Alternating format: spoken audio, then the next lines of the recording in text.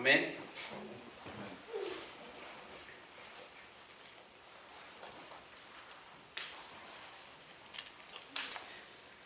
Estamos en la apertura, hemos dicho, de la carta de Juan, y como hemos visto, el pensamiento de Juan en su apertura es la encarnación del verbo de vida, que no es otro que Jesucristo, la vida eterna, la verdadera vida, que se hizo visible, se hizo audible, se hizo palpable al manifestarse en un cuerpo real, cuerpo físico, así como el tuyo, como el mío, no como aquella ideología que estaba en aquellos tiempos cuando Juan escribe la carta, que decían que Cristo había venido como solamente en una forma, pero no era un cuerpo. Esta ideología de los docetistas que decían que Él era simplemente una apariencia, como un fantasma, pero que no era en realidad cuerpo ni carne. Y Juan, en el versículo 1 y 2 del capítulo 1 de su carta, él está preocupado esencialmente acerca de la proclamación apostólica del Evangelio de Cristo. Él está preocupado en la proclamación del mensaje verdadero. Cristo es la sustancia del mensaje. Es por eso que él comienza hablando lo que era desde el principio, lo que hemos oído, lo que hemos visto, lo que hemos contemplado, lo que hemos palpado con nuestras manos, tocante al verbo de vida, que era desde el principio, antes de que todo fuera creado, que ya existía, ya era. El Evangelio inmutable y eterno es la preocupación del apóstol, en contraste a todas las novedosas formas de doctrina que ya estaban y que se estaban levantando en aquellos tiempos, como en el día de hoy. Nuevas formas de doctrinas que se han levantado y se siguen levantando, y regularmente cada forma de doctrina falsa ataca la deidad de Cristo, ataca la persona de Cristo, ataca la forma, la obra redentora de Cristo. Juan resume en el versículo 3 su pensamiento de los versículos 1 y 2. Él dice en el versículo 3: lo que hemos visto, lo que hemos oído, esto os anunciamos. Lo que hemos visto, lo que hemos oído, esto os anunciamos. La única diferencia en este resumen, en el versículo 3, es que Juan cambia el orden. Él había dicho lo que hemos oído, lo que hemos visto. Ahora él dice lo que hemos visto y oído. Cambia el orden. Este verbo se repite 3 veces. El verbo hemos visto. Una vez que el verbo se encarnó y apareció entre los hombres, ahora el énfasis se torna para ellos, para los apóstoles, principalmente en el sentido visual, lo que hemos visto. Sin embargo, esa manifestación histórica de la vida eterna fue proclamada por aquellos que fueron testigos de primera mano, los apóstoles. Fue proclamada no exclusiva de ellos, no debía limitarse solamente a ellos, tenía que ser proclamada. La revelación fue dada a los pocos, esto es, a los apóstoles, para los muchos, para todos. Ellos, los apóstoles, tenían que proclamar la palabra de vida a todo el mundo. Manifestación, proclamación. Manifestación, proclamación del verbo de vida, proclamación del evangelio. La manifestación a los apóstoles, de la cual se habla al final del versículo 2, y se nos manifestó, viene a ser proclamación a vosotros en el versículo 3. Esto os anunciamos, para que los que no han visto, para los que no han oído, para los que no han palpado, tengan también parte del beneficio de la gracia soberana que nos ha sido traída por medio de Jesucristo, la palabra de vida, el verbo que se hizo carne.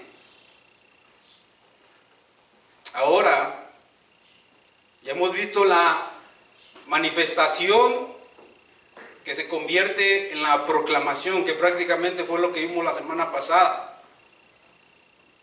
El verbo, la permanencia del verbo de vida. Después vimos la manifestación de la vida que se hizo carne. Y después vimos la proclamación de la vida eterna. Ahora veremos el objetivo de esa proclamación. ¿Cuál es el objetivo? Eso lo encontramos en los versículos 3 y 4.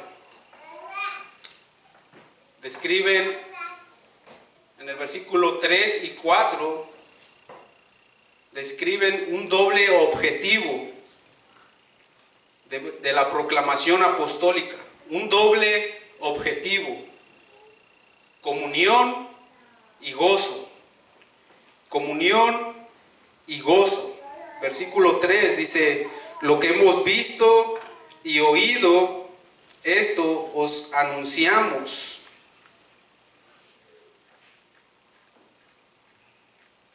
Para que también vosotros tengáis comunión con nosotros. Y nuestra comunión verdaderamente es con el Padre y con su Hijo Jesucristo. Versículo 4. Estas cosas os escribimos para que vuestro gozo sea cumplido.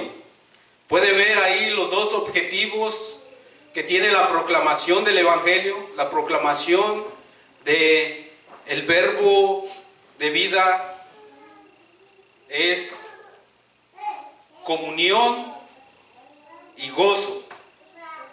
Comunión y gozo, versículo 3, para que también vosotros tengáis comunión. Ese para qué es el motivo. Y en el versículo 4, estas cosas os escribimos para que vuestro gozo, ese para qué es el motivo. Entonces es comunión y gozo el objetivo de la proclamación. Hoy, si el Señor lo permite, estaremos enfocándonos en la comunión simplemente. En el versículo 3 dice: para que también vosotros, lo que hemos visto y oído, estos anunciamos, para que también vosotros, esta es la meta. La meta es que tengáis comunión con nosotros. El segundo objetivo ya lo hemos dicho, que es la consecuencia. Estas cosas os escribimos para que vuestro gozo sea cumplido. Esto lo estaremos viendo en otra ocasión, si el Señor lo permite, para que nuestro gozo, en otras palabras, quede colmado. Esto que nosotros estamos estudiando, leyendo, es para que nuestro gozo crezca en el Señor. ¿Cuántos dicen amén? Amén. Nuestro gozo está en Cristo. Muchas veces lo hemos cantado: nuestro gozo está en Cristo. Pero muchas veces lo cantamos y simplemente lo cantamos por cantarlo. Hasta debería decir, en vez de decir nuestro gozo está en Cristo, Más bien deberíamos cantar: nuestro gozo está en crisis, porque lo cantamos con unas ganas. Sin embargo, estas cosas son escritas para que nuestro gozo sea cumplido, quede colmado. Ahora, la verdadera iglesia, hablando y ya entrando en nuestro tema de la comunión, la verdadera iglesia es un solo cuerpo, un solo cuerpo. Diversidad de miembros, un solo cuerpo, una sola cabeza, que es Cristo. Ningún miembro del cuerpo de Cristo existe separado del cuerpo. Ningún miembro del cuerpo existe separado del cuerpo. Es algo contra naturaleza. Solamente somos uno cuando permanecemos en Él. Si está separado del cuerpo, cuidado, ahí hay un problema. Dios dijo: no es bueno que el hombre esté solo. Y eso aplica tanto como en el matrimonio como en la iglesia. La iglesia es la novia de Cristo.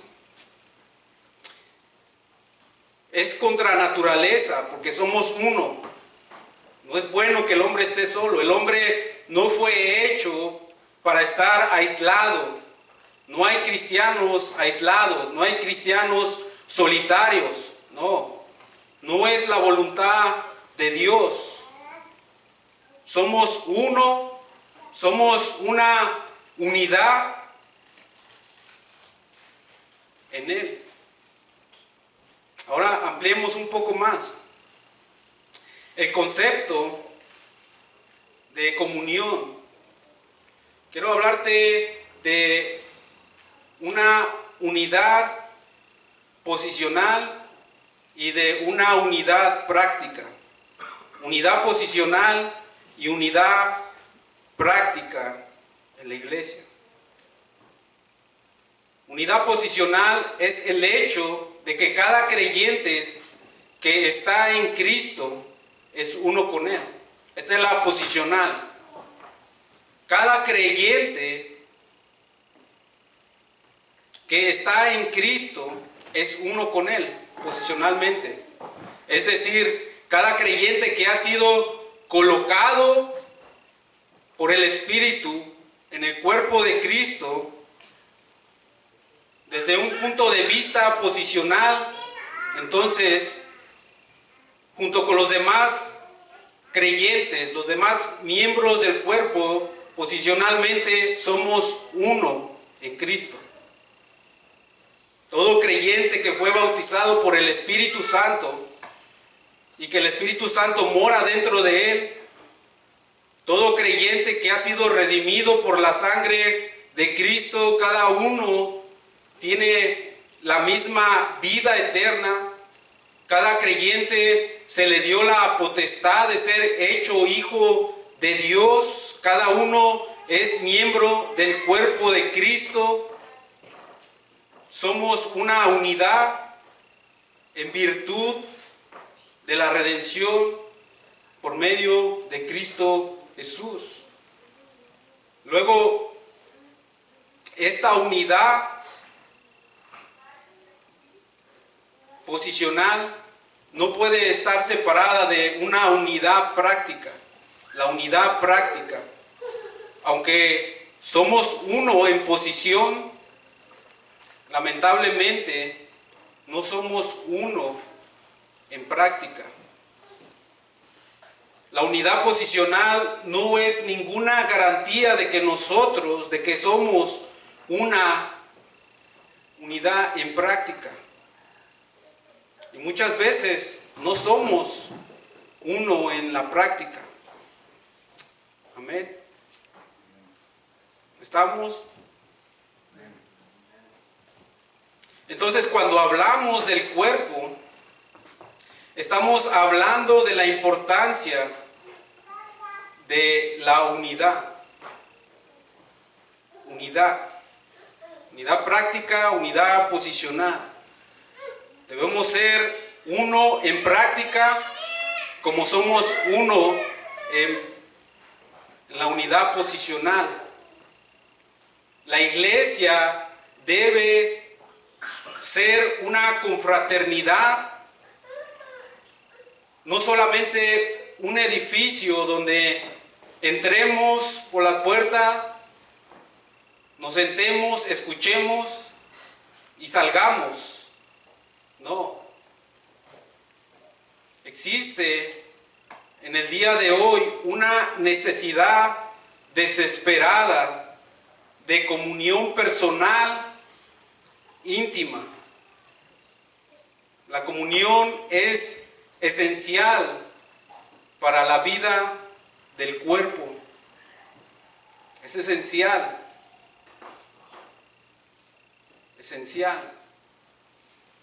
Pero debemos tener cuidado, porque hay una comunión ecuménica falsa en el día de hoy.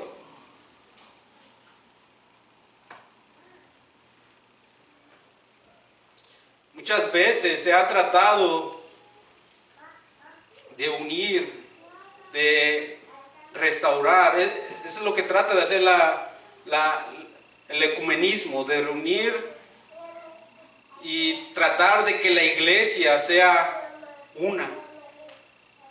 Pero ¿saben cuál ha sido el resultado de eso? Que cuando se ha tratado de hacer eso, se unen diferentes denominaciones que antes estuvieron separadas. Cuando ya están ahí, entonces empieza a haber diferencias de doctrinas.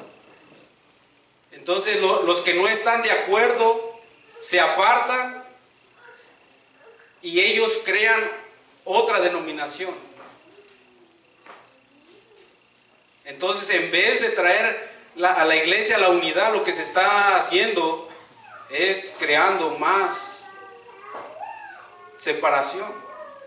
La verdadera unidad de cual la iglesia debe permanecer es en la verdad de la palabra de Dios. Ahora, ¿cuál es la base para una verdadera comunión? ¿Cuál es realmente una base para una comunión legítima? ¿Existe una? Vamos a verlo conforme a la palabra, conforme a Juan escribe en su carta. La base de nuestra comunión no es la necesidad de la comunidad. La base de nuestra comunión no es para fines sociales. No, eso déjenselo para los clubs o Herbalife y eso. No.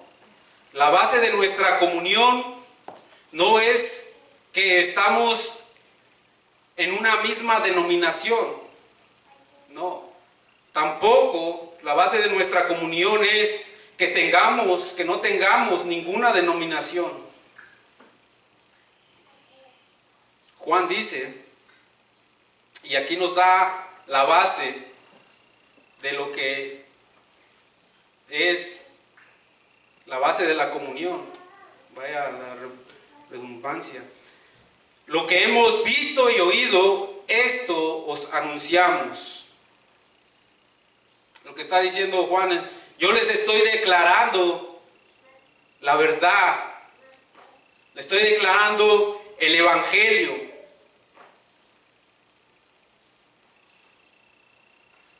La palabra de vida.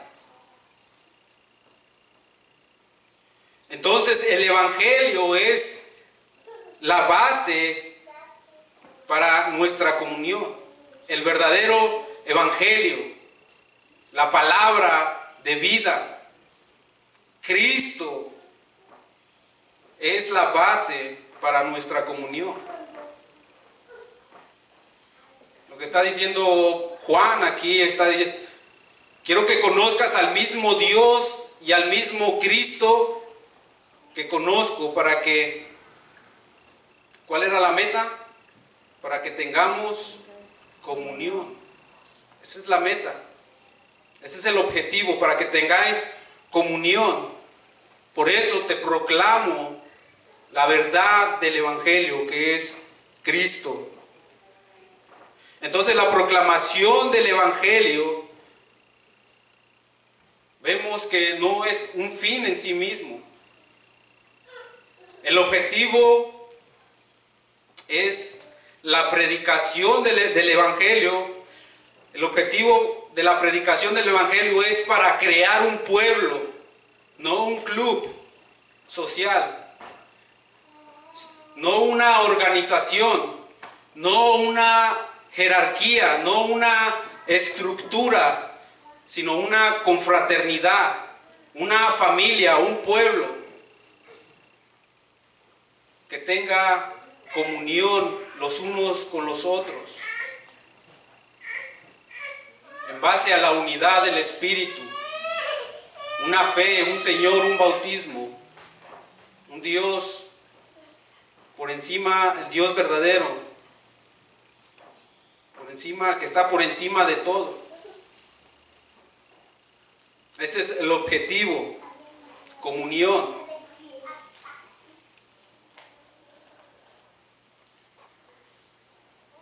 Entonces vemos que la unidad práctica del cuerpo se manifiesta, entre otras cosas, por la comunión. Esa es la unidad práctica, comunión los unos con los otros. Y volviendo al versículo 3, para una vez más dar la base y el objetivo. La base, la proclamación. Esto os anunciamos. El motivo o el objetivo, os anunciamos la palabra de vida para que tengáis comunión con nosotros. Para que tengáis comunión. La palabra ahí es koinonía. Y la encontramos 4 veces en los versículos del 3 al 7 del capítulo 1 de Juan.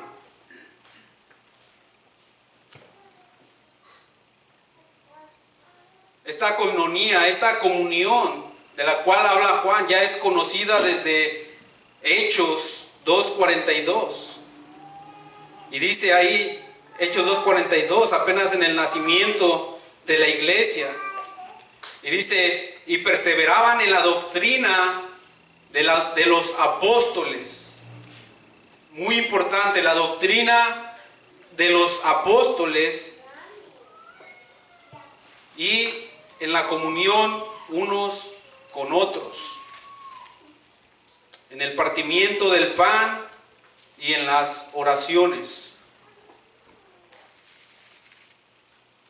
La palabra comunión específicamente denota una común participación en la gracia de Dios, en la salvación, que es gracias al sacrificio total en Cristo, y la capacitación del Espíritu Santo por su operación constante hasta la consumación final. Eso es lo que nos hace ser uno. La comunión es con Dios y en Dios, y en consecuencia con los demás hijos de Dios, con todo aquel que cree que Jesús es el Cristo, porque es nacido de Dios, y todo aquel que ama al Padre que engendró, ama también al que ha sido engendrado por Él. Primera de Juan 5:1. Ahí vemos la comunión con Dios, comunión con los hermanos. No podemos decir que tenemos comunión con Dios, una relación con Dios, que hemos participado de las gracias salvadoras de Dios y que no podamos tener comunión con el hermano. Todo aquel que cree que Jesús es el Cristo. ¿Cuántos creen que Jesús es el Cristo? Amén. Usted es nacido de Dios porque ha creído que Jesús es el Cristo. Y todo aquel que ama al Padre, en consecuencia de que tú has nacido de Dios, es que amas al Padre, al que engendró, al Padre. Y tú no puedes decir que amas al Padre, que tú crees que Jesús es el Cristo y que eres nacido de nuevo y que amas al Padre, si tú no puedes tener comunión con tu hermano. Tú no puedes decir que no amas a tu hermano, porque entonces ahí hay un problema. Y todo aquel que ama al que engendró, o sea, al Padre, ama también al que ha sido engendrado por Él. ¿Amas a tu hermano? Esta comunión de la que habla aquí Juan, mencionada 4 veces en su carta, ahí en el primer capítulo, es comunión de naturaleza divina. Comunión de naturaleza divina, y eso lo vemos en 2 de Pedro, capítulo 1, versículo del 3 al 4. Dice, como todas las cosas que pertenecen a la vida, en otras palabras, como nos has concedido todas las cosas que pertenecen a la vida y a la piedad, o sea, nos han sido dadas por su divino poder mediante el conocimiento de aquel que nos llamó por su gloria y excelencia, por medio de las cuales nos ha dado preciosas y grandísimas promesas, para que por ellas llegaseis a ser participantes de la naturaleza divina. Ese es el otro derivado de la palabra comunión, koinonía. Es tener algo en común, pero también es participar de lo mismo. Y nosotros hemos participado de la naturaleza divina. Eso es lo que nos une, lo que tenemos en común, lo que nos hace tener comunión los unos con los otros. Participamos de la misma naturaleza divina. Han sido lavados con la misma sangre de Cristo, han sido bautizados con el mismo Espíritu Santo, que es el mismo Espíritu que mora en cada uno de ustedes. Han sido bautizados en un mismo Espíritu, con un mismo bautismo.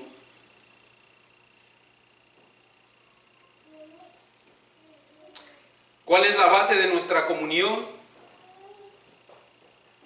En una sola palabra, es salvación.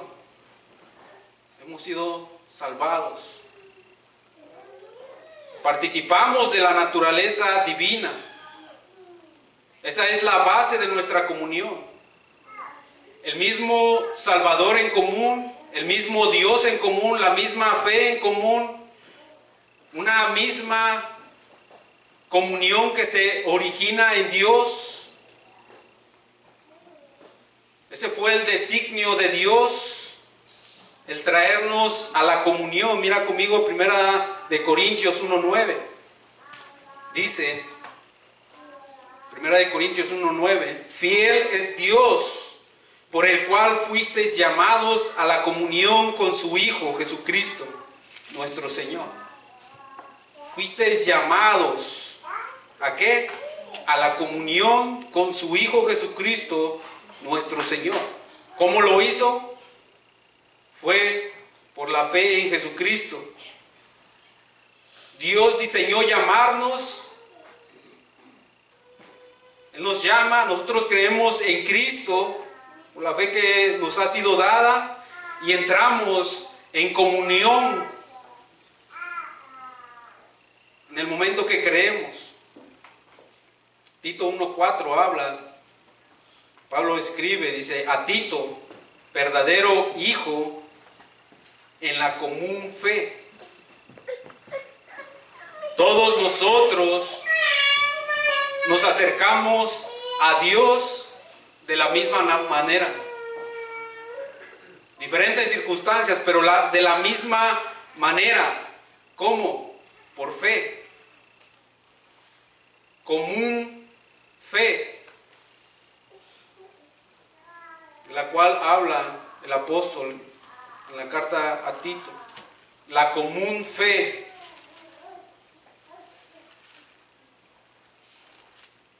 Ahora volviendo a lo que Juan está mencionando, no es meramente una comunión horizontal,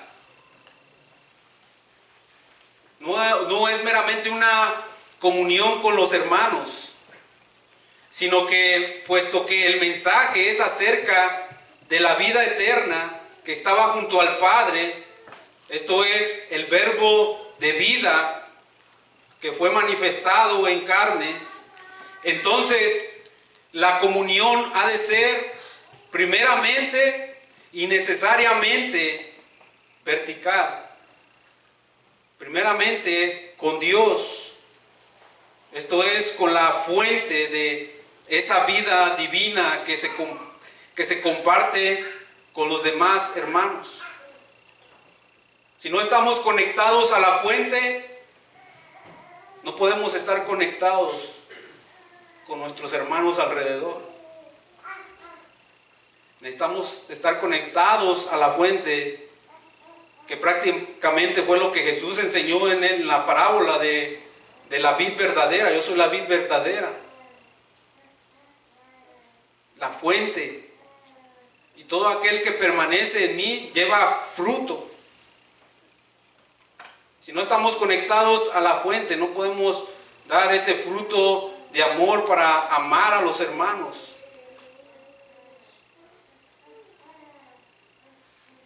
Por eso añade el apóstol, y verdaderamente nuestra comunión es vertical, dice. Y verdaderamente nuestra comunión es como si dijera, la que ya tenemos es con el Padre y es con su Hijo Jesucristo. Y alguien podría decir, ¿y qué pasó con el Espíritu Santo? A Dios no se le pasó. En 2 de Corintios 13:14 dice, la gracia del Señor Jesucristo, el amor de Dios y la comunión del Espíritu Santo sean con todos vosotros. Amén. Esa es la bendición apostólica. La gracia del Señor Jesucristo, el amor de Dios y la comunión del Espíritu Santo sean con todos vosotros. Así que nuestra comunión, nosotros tenemos comunión con el Dios Trino, con el Padre, el Hijo y el Espíritu Santo, un Dios tres en esencia. Esa es la base de nuestra comunión entre nosotros. El objetivo primario de la proclamación del Evangelio, según lo que Juan acaba de decir, es que es comunión. Este es el significado de la salvación, en un sentido más amplio, la reconciliación con su Hijo Jesucristo, comunión con el Padre y con su Hijo Jesucristo. Como dice Juan en el versículo 3 que estamos estudiando, es comunión con el Espíritu Santo, como lo hemos visto en la segunda carta de Corintios 13:14, comunión con el Espíritu Santo, y somos incorporados a la iglesia visible. A la iglesia visible. Comunión con vosotros, con nosotros, para que tengan estas cosas os anunciamos, para que también vosotros tengáis comunión con nosotros, y nuestra comunión verdaderamente es con el Padre y con su Hijo Jesucristo. Y esta comunión es en santidad de vida, en santidad de vida. Esa es la evidencia, santidad de vida. Hay algunas personas que falsifican la comunión, es decir, hay falsos dentro de la iglesia. Versículo 6 del mismo capítulo 1 de la primera carta de Juan, que estaremos viendo primeramente Dios más adelante, pero sin embargo vamos a darle una vista rápida. Versículo 6, si decimos que tenemos comunión con Él, ahí está, comunión con Dios, pero andamos en tinieblas, ¿qué dice? Mentimos. Somos unos mentirosos, falsos, porque seguimos practicando el pecado. Seguimos en la práctica de nuestro pecado, deleitándonos en nuestro pecado, adulterando, fornicando, chismoseando, mintiendo, no amando al hermano. Somos mentirosos y falsos, dice Juan, porque andamos en tinieblas. De versículo 7. Pero si andamos en luz como Él está en luz, tenemos entonces comunión los unos con los otros. ¿Sí ve? Caminar en la luz no es una opción para la luz. Caminar en luz no es una opción para el creyente. No. Esa es su naturaleza, caminar en la luz.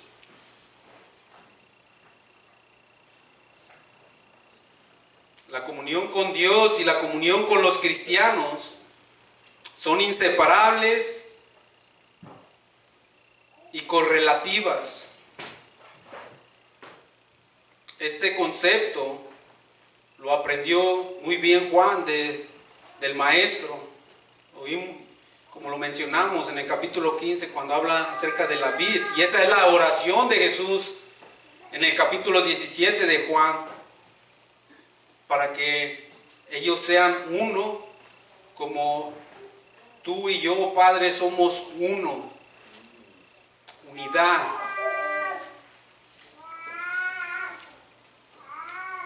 El mandamiento de amar al hermano se basa en la mutua inmanencia que el amor impone de cada uno con respecto a Dios y en consecuencia de cada uno con respecto a su hermano.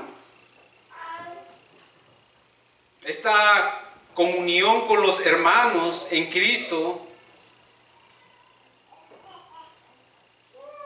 como punto central, Cristo, es que se vive la vida divina, que tiene origen en el Padre como la fuente. Eso es lo que constituye la forma esencial de la iglesia. En otras palabras, no hay tal cosa como una iglesia invisible a la que se pueda pertenecer en solitario, apartado. No. Si tenemos comunión con Dios, nuestro deseo, nuestro anhelo será tener comunión también con el pueblo de Dios, con aquellos que comparten las mismas cosas, con aquellos que tienen en común las mismas cosas.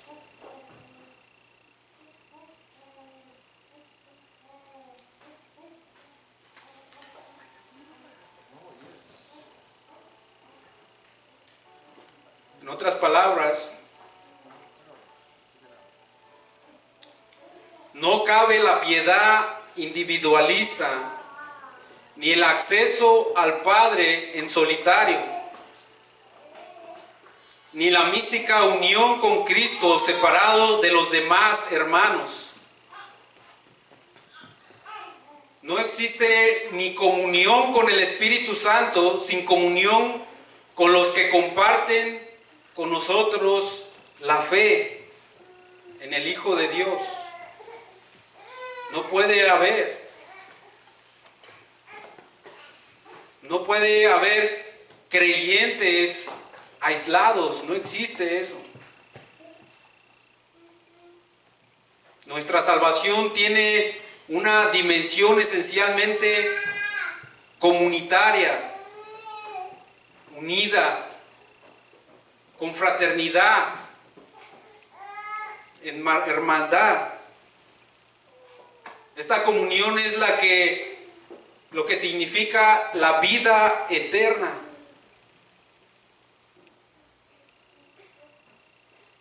La vida eterna. Y esta es la vida eterna, que te conozcan a ti y a Jesucristo, a quien tú has enviado. Como decía el salmista, qué bueno es que los hermanos se reúnan y que juntos estén en armonía, en que estén de acuerdo en todas las cosas, que tengan en común todas las cosas, que participen de las mismas cosas, porque ahí es donde Dios envía bendición y vida eterna.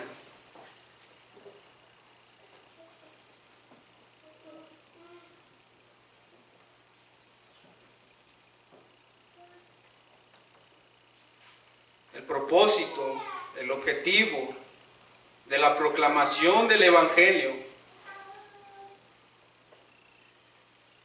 de la proclamación de la verdad divina, del verbo de vida que se encarnó, es comunión. Comunión con Dios y comunión con los hermanos. Comunión con el pueblo de Dios. Esa es una exhortación de parte de Dios a su iglesia, a su pueblo, que permanezcan en comunión con Dios, para que por implicación o consecuencia, resultado, podamos tener comunión los unos con los otros. Los unos con los otros. Ese es el propósito, mis amados hermanos, del Evangelio. Ese es el propósito de la proclamación del Evangelio. El Evangelio lo que hace es atraer Dios a través del Evangelio a su pueblo, para que su iglesia permanezca unida, esperando la venida gloriosa de nuestro Señor y Salvador Jesucristo. Que permanezca unida, fortaleciéndose, sosteniéndose en Dios y los unos a los otros, consolándose, animándose. ¿Ustedes han visto en las Escrituras cuántas veces encontramos las palabras los unos a los otros? Exhortándonos los unos a los otros, amándonos los unos a los otros, perdonándonos los unos a los otros. Es comunión, con fraternidad. Si nosotros permanecemos apartados, estamos creciendo. No estamos creciendo. En el libro de Proverbios, no recuerdo ahorita el capítulo o el versículo, pero lo puede buscar. Dice que el fierro se afila con el fierro. Tú no puedes ser formado en aislamiento. Tú no puedes ser formado. ¿Cómo vas a demostrar amor a tu hermano si no estás cerca de tu hermano? Es necesaria la comunión con la iglesia. Principalmente la comunión con Dios, pero la comunión con la iglesia, con los hermanos. Esa es la exhortación que Dios nos hace a través de su palabra. Un llamado a la comunión con Dios y un llamado a la comunión los unos con los otros. Amén. Vamos a orar, a darle gracias a Dios.